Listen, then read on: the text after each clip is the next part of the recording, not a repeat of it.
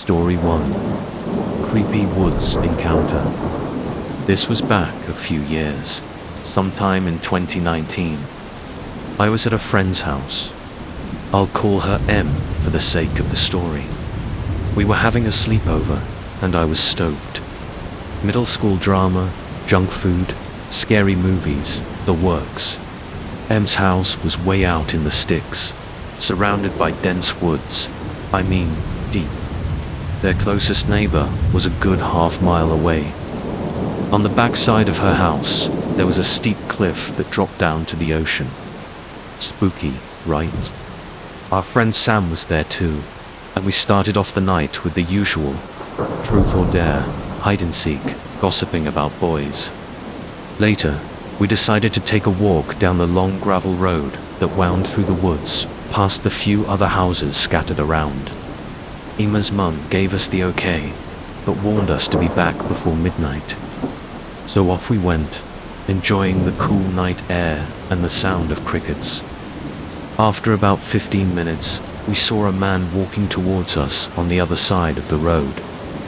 At first, we didn't think much of it, just some guy out for an evening stroll. But then we noticed how bundled up he was in what looked like heavy winter clothes, despite it being a mild 60 degrees.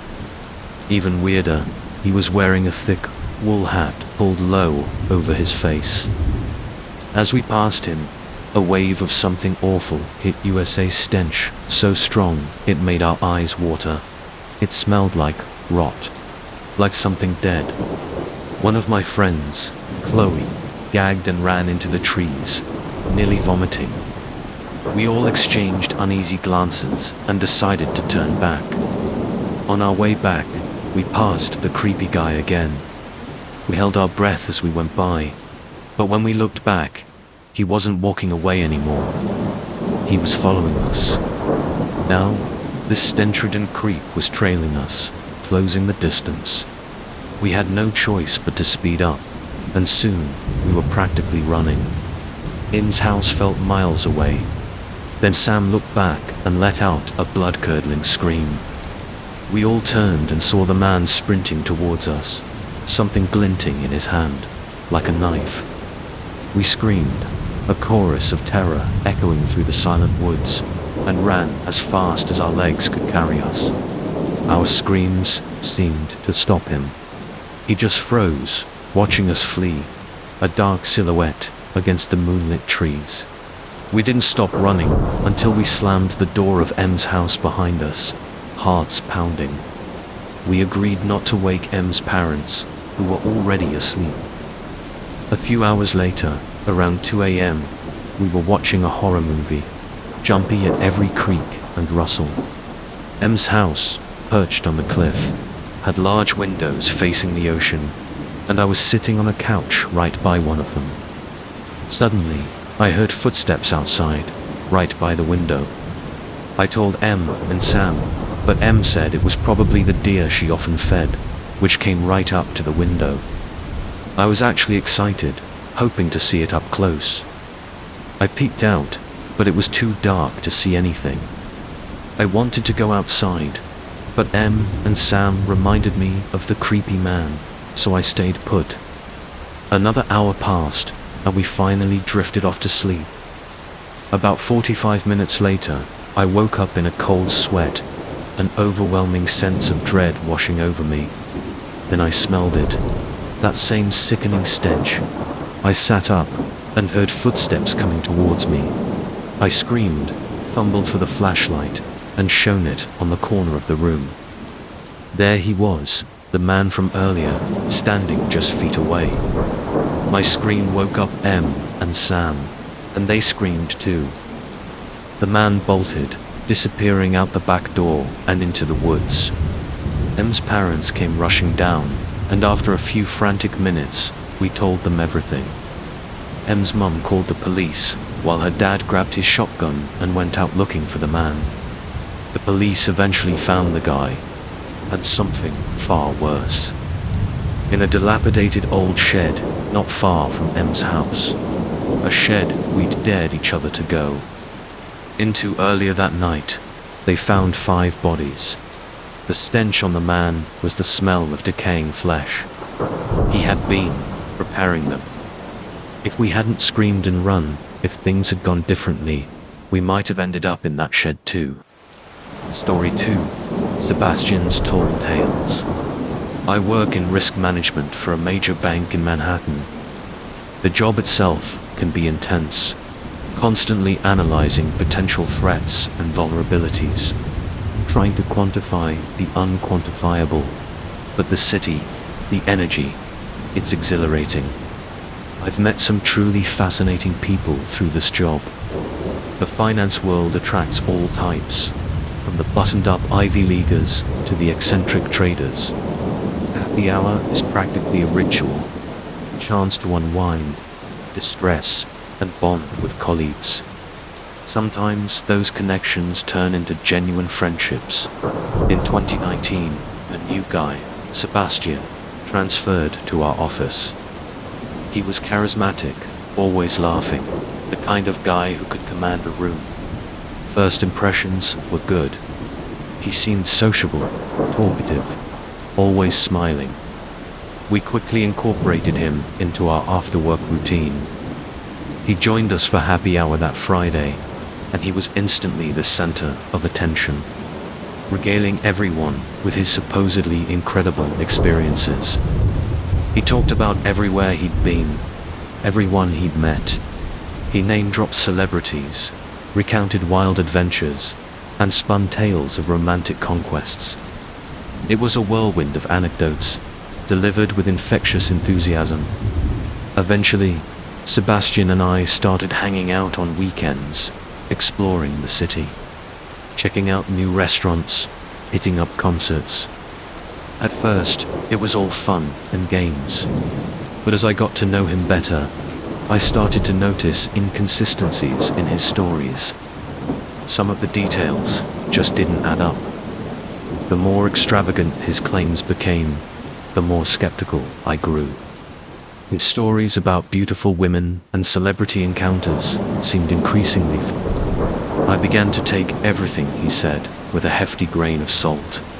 Still, he was entertaining, and our group dynamic had shifted with his arrival. It felt like something was missing when he wasn't around. One day, Sebastian invited me and my younger brother, Tyler, to stay at his family's condo in St. Pete Beach, Florida. He painted a picture of a luxurious getaway, a chance to escape the city grind. His mum, he claimed, was incredibly wealthy, owning properties in Beverly Hills, Colorado, and, of course, St. Pete.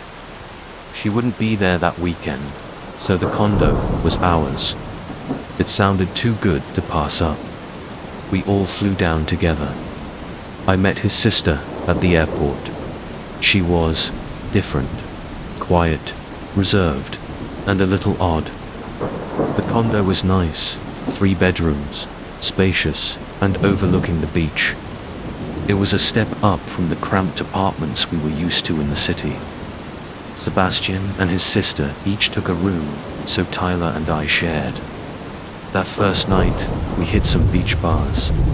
It was a chill vibe, a mix of locals and tourists.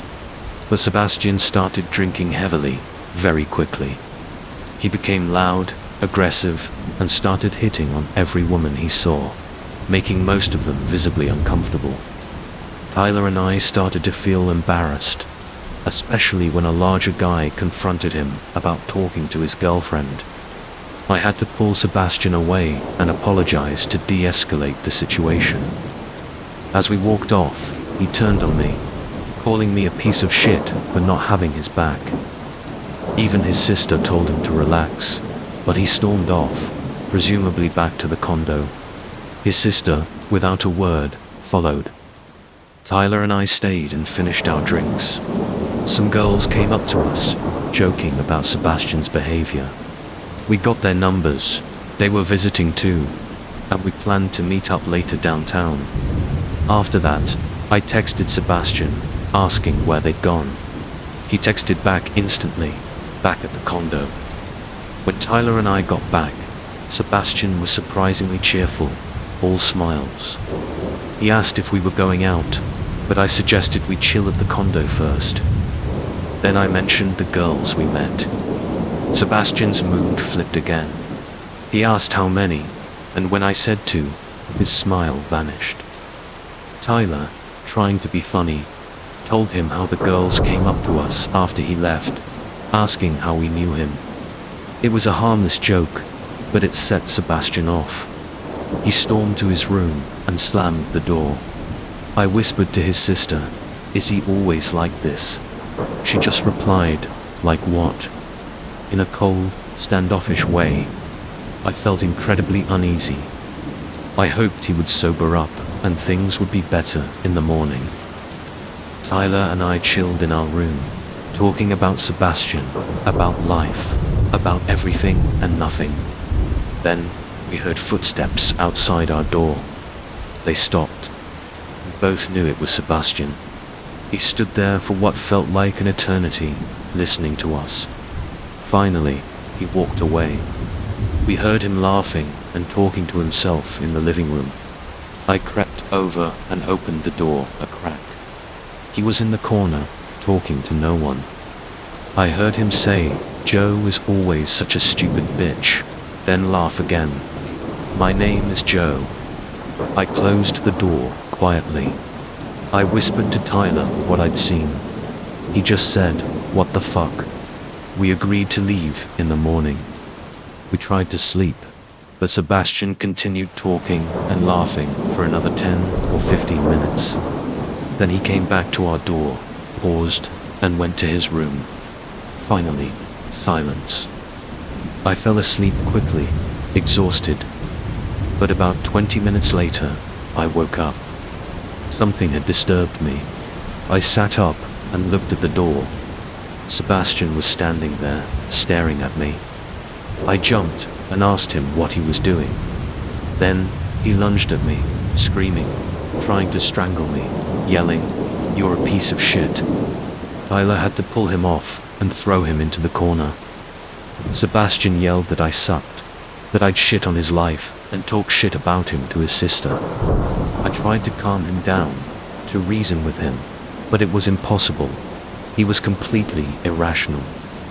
We packed our things, called an Uber, and got a hotel. We stayed there until Sunday and then flew home. I saw Sebastian at the office a few times after that, but he avoided me. He eventually transferred to a different office.